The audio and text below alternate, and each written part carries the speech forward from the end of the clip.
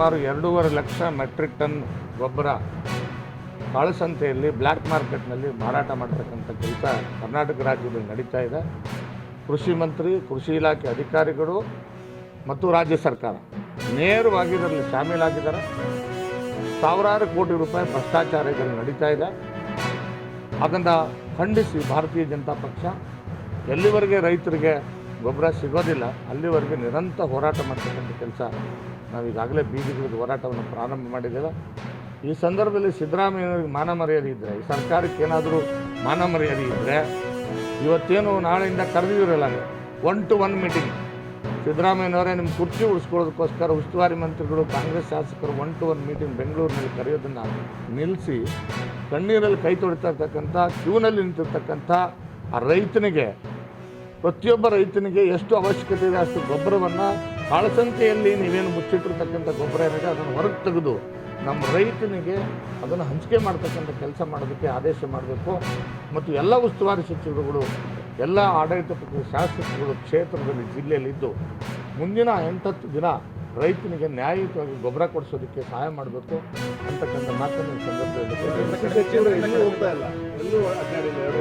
ನಾನು ಒಂದು ಮಾತು ಹೇಳಿಕ್ಕೆ ಬಯಸ್ತೇನೆ. Chaluvarayaswamy unfit to become the agriculture minister. ಅವರಿಗೆ ಕನಿಷ್ಠ ಕರ್ನಾಟಕದ ಭೌಗೋಳಿಕ ಪ್ರದೇಶದ ಕನಿಷ್ಠ ಜ್ಞಾನವೂ ಇಲ್ಲ.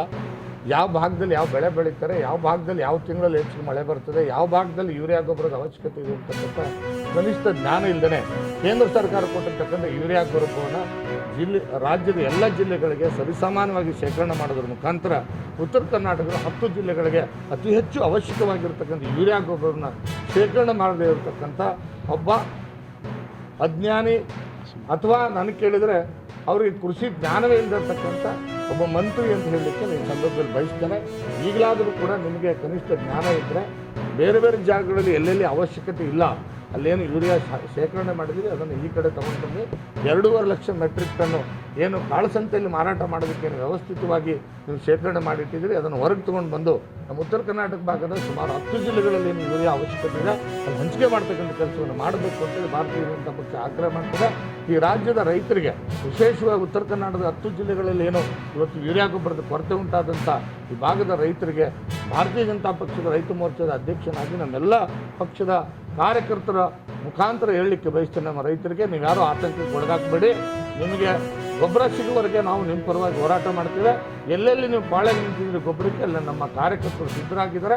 ನಿಮ್ಮ ಜೊತೆ ನಾವು ನಿಲ್ತೇವೆ, ಹೋರಾಟ ಮಾಡ್ತೇವೆ. ನೀವು ಗೊಬ್ಬರ ಕೊಡಿಸುವಂಥ ಕೆಲಸ ನಾವು ಮಾಡ್ತೇವೆ. Thank you.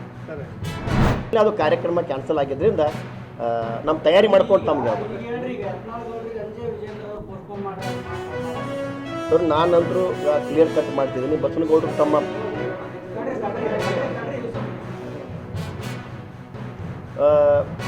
ಬಸನಗೌಡರು ಅಂಜುವಂಥ ಪ್ರಶ್ನೆ ಇಲ್ಲ. ಯಾಕಂದ್ರೆ ಬಸನಗೌಡರು ಇದು ರಾಜಕಾರಣ ಅನ್ನೋದು ಇದು ವೈರತ್ವವಲ್ಲ. ಬಸನಗೌಡರು ಮೊದಲು ಭಾರತೀಯ ಜನತಾ ಪಕ್ಷದವ್ರಿಗಿಲ್ಲ. ಈಗ ಅವ್ರ ಬಗ್ಗೆ ನಾವು ವಿಚಾರ ಮಾಡಿ ಬರಬೇಕು ಬರಬಾರ್ದು ನಿರ್ಣಯ ತಗೊಳ್ತಕ್ಕಂಥ ಏನು ಅವಶ್ಯಕತೆ ಇಲ್ಲ.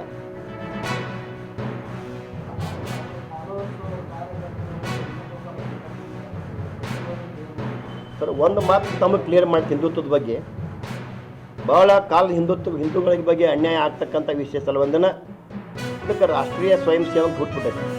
RSS ಐತಾರೆ ಅದರ